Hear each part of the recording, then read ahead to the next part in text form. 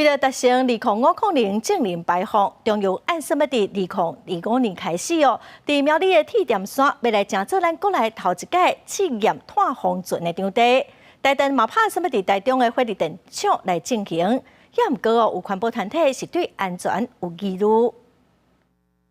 环保署专案小组一个初审通过中油提出的小规模自用化碳封存试验计划，按算2025年开始，伫苗栗拍远的油田铁站山组织自用化碳封存，按算1年10万吨。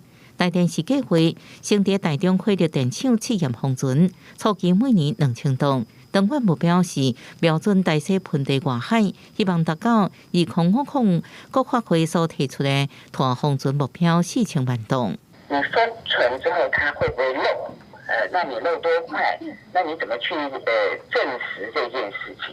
那你会不会突然的冒出来很多？我想这是民众最大的疑虑啦。碳封存技术主要分3种，其中一种是将自用化碳注入到氢地层内底，甲盐水进行长时间化学反应，最后用结晶加做盐酸类的矿物。环保团体对台电大西外海计划提出安全方面的质疑，甚至可能气体外泄，造成海水酸化。不过，前环保署长是保持信心乐观的态度。地层它的倾斜是往我们台湾内陆倾斜，然后往外海往上。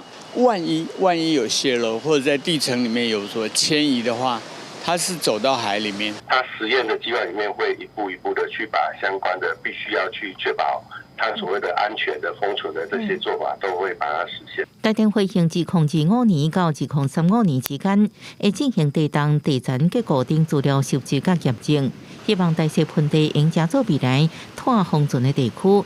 未来会慢慢往海床下找深台点，也做好安全封存甲风险评估。记者综合报道。